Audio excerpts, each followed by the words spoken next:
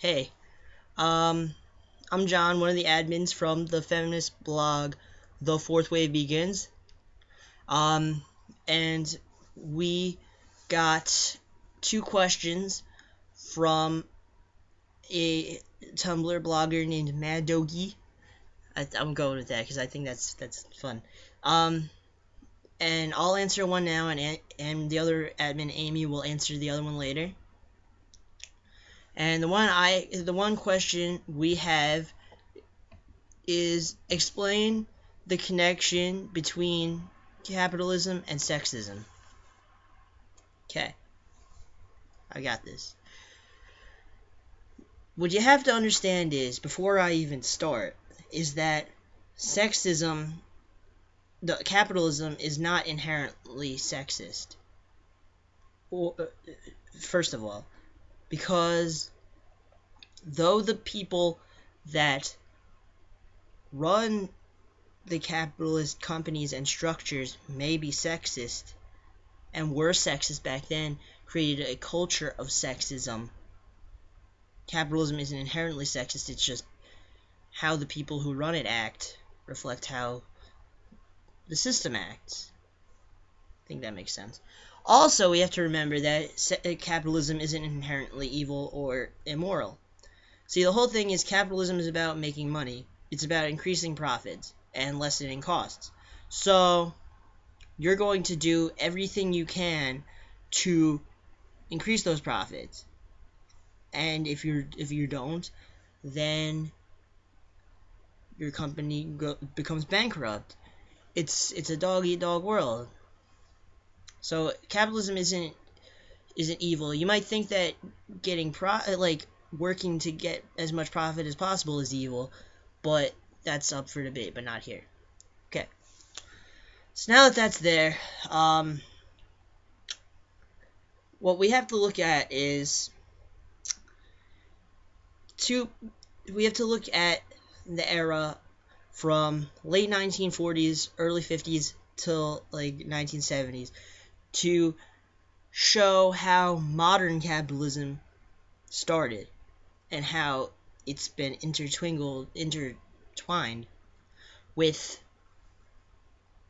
sexist ideals. Okay. So, let's start at the late 1940s, early 50s. And we'll show two ideas that go together. Okay.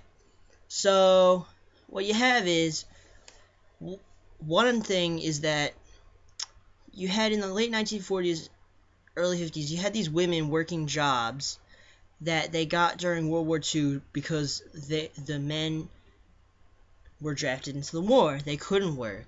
So there was a need for production. The women stepped up and worked. Okay?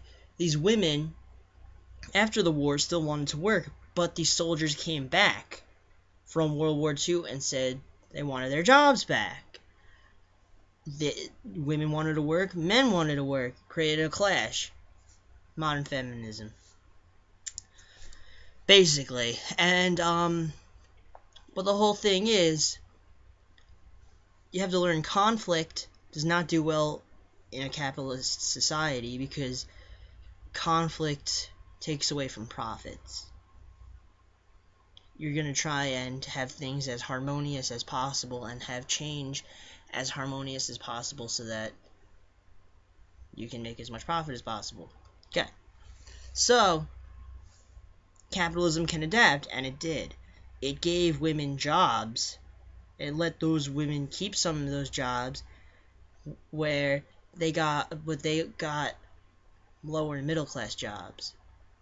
Especially in the 50s and 60s, the jobs women were getting were lower and middle class, and they were being paid less at that time.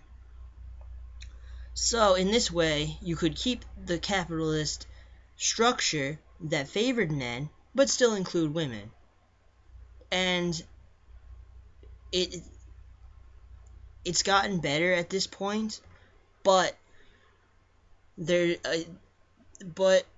you still have women working in careers that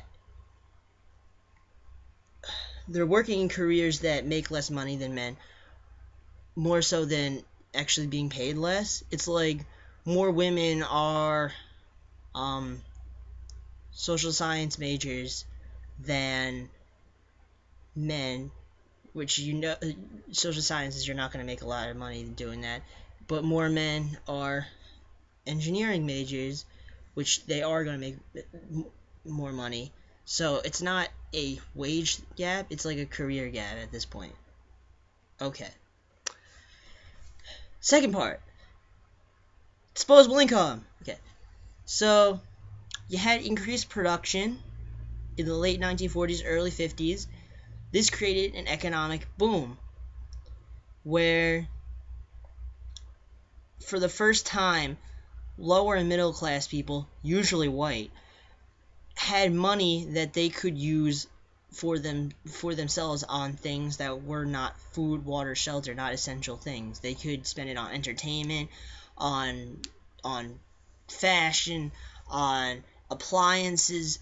Like, this was the era of rock and roll, of television, of fashion. It's just all these new things developed because more people in the middle and lower classes could buy this stuff. This is where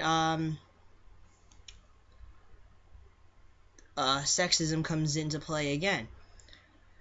In the 50s and 60s, you had women fighting against a culture that like demonized sex, like sexual intercourse, and these women were saying, we want to have sex with whoever we want, whenever we want, free love, free expression of love. They fought for that, and the positive effects of this were things like like the ability to have abortions, birth control. That's basically it. But so those were positive feminist things that were achieved because of sexual liberation. That's what it's called. Now, there were some negative parts. Now, this is where capitalism comes in. You have these women saying, we want to feel sexually liberated, we want to do what we want sexually, you can't tell us what to do. Capitalist society says, not like they don't actually, there's not like a complete entity that says, okay, we're not going to be sexist to you. It's just like how companies interact, where if one big company does something, then the others will follow suit so that they stay relevant. Okay. Okay. So you had this capitalist society saying, okay, you want to be sexually liberated, that's fine. That doesn't bother us because now it just gives us a new way to make money. You have this TV over here, you have the television, new media, new mass media. You have these women who are sexually liberated, who want to be sexually liberated. Boom. This creates a sexual culture where literally every part of the media is sexualized, from like the 60s to the current day. You have every woman's body part sexualized to a point where they feel bad about themselves, then they're more inclined to buy things like cosmetics, fashion, cosmetic surgery, like plastic surgery, and this creates a thing where you have this disposable income. And it's disposable where if it got taken away, you'd still be able to survive. You don't need it. You don't need disposable income. But these companies, this capitalist structure, makes you feel like you need it, when in reality, you don't. And nowadays, you have just you have women, but increasingly more men, and I'll explain that in like a few minutes, feeling like they have to buy these things when they don't, when they could be spending that money on other things. It's really just your preference, but capitalism pushes your preferences to spend it on the things it wants you to spend it on, you know? And nowadays, in like the 80s till the 2000s, like nowadays, you have the era of the metrosexual man, who men wanted to, like, be able to have,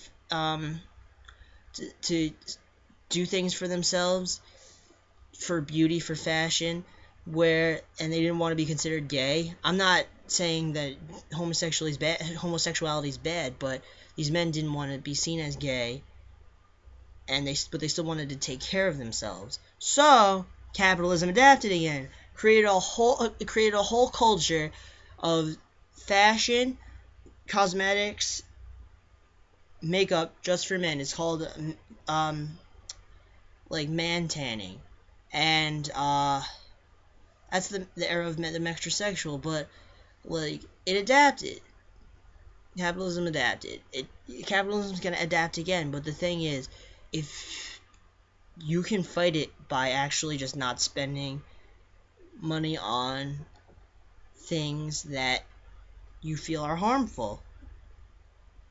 If you see, the whole thing is, if you think that makeup makes you happy, more power to you. I'm not going to tell you that you can't.